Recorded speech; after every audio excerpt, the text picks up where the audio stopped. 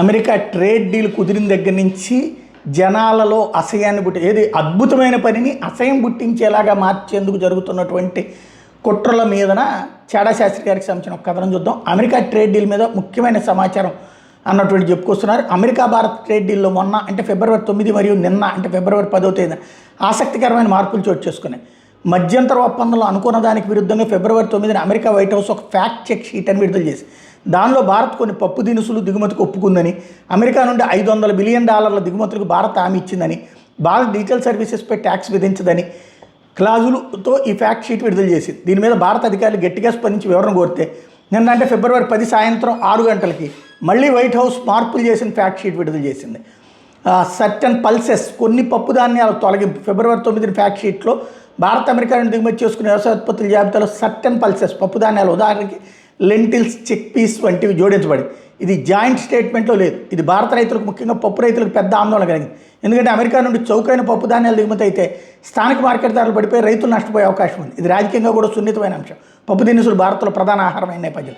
కానీ ఫిబ్రవరి 10 సాయంత్రం మార్పు తర్వాత ఈ సర్టన్ పల్సెస్ పూర్తిగా తొలగించబడింది. ఇప్పుడు జాబితాలో DDGS, red sorghum, tree nuts, fresh or processed fruit, soybean oil, wine and spirits మాత్రమే ఉన్నాయి పప్పు ధాన్యాలు. ఇది భారత వ్యవసాయ రంగానికి రైతులకు పెద్ద ఊరట. భారత ప్రభుత్వం ముఖ్యంగా వాణిజ్య మంత్రి పీయూష్ గోయల్ బృందం బలమైన ఒత్తిడి తెచ్చి ఈ మార్పు సాధించినట్టుగా అనిపిస్తుంది. $500 బిలియన్ కొనుగోలు కమిట్మెంట్ నుంచి ఇంటెన్స్కి మార్పు ఫిబ్రవరి 9 వెర్షన్. భారత్ అమెరికా నుండి ఎనర్జీ, ఐసీటీ, వ్యవసాయ, కోల్ మొదలైన ఉత్పత్తులు $500 బిలియన్ కొనుగోలు చేయడానికి కమిటెడ్, బైండింగ్, వాగ్దానం ఆర్ కట్టుబాటు అని రాశారు. ఇది భారత్ మీద చట్టపరమైన బాధ్యతను సూచిస్తుంది. అంటే భవిష్యత్తులో ఈ మొత్తం కొనకపోతే అమెరికా ఒప్పందాన్ని ఉల్లంఘనగా చూపించదు.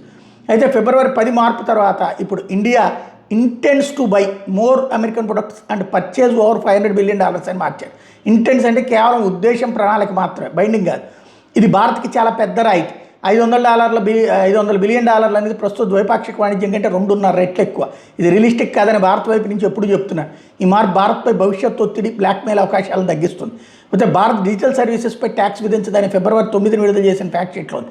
అంటే భవిష్యత్తులో అమెరికా కంపెనీలు డిజిటల్ సర్వీసుల మీద ట్యాక్స్ వేయదు. అంటే అమెజాన్, మెటా, ట్విట్టర్, మైక్రోసాఫ్ట్ వంటి సర్వీసుల మీద అని అర్థం. అయితే ఫిబ్రవరి 10 విడుదల చేసిన ఫ్యాక్ట్ చెక్ పత్రంలో ఈ విషయం పూర్తిగా తొలగించి ఈ డిజిటల్ ట్యాక్స్ విషయం చర్చల తర్వాత నిర్ణయించబడుతుందని మార్చారు. అంటే మొత్తంగా చూస్తే ఫిబ్రవరి 9 వెర్షన్ అమెరికా నుండి భారత్పై ఒత్తిడి పెంచేలా భారత్కు వ్యతిరేకంగా చెప్పబడ్డ ఫ్యాక్ట్ చెక్ అమెరికా విడుదల చేస్తే దాన్ని భారత అధికారులు ఖండించడంతో అమెరికా ఫిబ్రవరి 10 మార్పులు జాయింట్ స్టేట్మెంట్తో సరిపోల్చినట్టు భారత్కు అనుకూలంగా వివరణ ఇవ్వబడింది. ఇది ఇంకా మధ్యంతర ఒప్పందం. దీన్ని భారత అధికారులు బలమైన డిప్లొమాటిక్ ఒత్తిడి తెచ్చి సాధించిన విజయంగా చూడొచ్చు. ప్రస్తుతానికి ఫిబ్రవరి 10 మార్పులు భారత్కు అనుకూలంగానే ఒప్పందం సమయంలో కుదుర్చుకున్న షరతులను తమకు నచ్చిన భాషను చెప్పుకోవడం, మళ్ళీ మార్చుకోవడం చూస్తుంటే ట్రంప్ అధికారులు ప్రభుత్వం మీద నిలకడలేనితనంగా అనిపిస్తుంది అంటున్నారు చాడా శాస్త్రి గారు. ఇక్కడ అసలు విషయం ఏంటంటే అమెరికా తను లబ్ధి పొందుతూ అంటే మనం ఇద్దరం కలిసి పరస్పర లబ్ధి పొందుతూ మోడీకి వ్యతిరేకంగా రైతుల్ని, ప్రజల్ని రెచ్చగొట్టడానికి ఆడుతున్నటువంటి నాటకం. ఇది పెద్ద కుట్ర. నేను నిన్నటి నుంచి ప్రస్తావిస్తోంది అదే.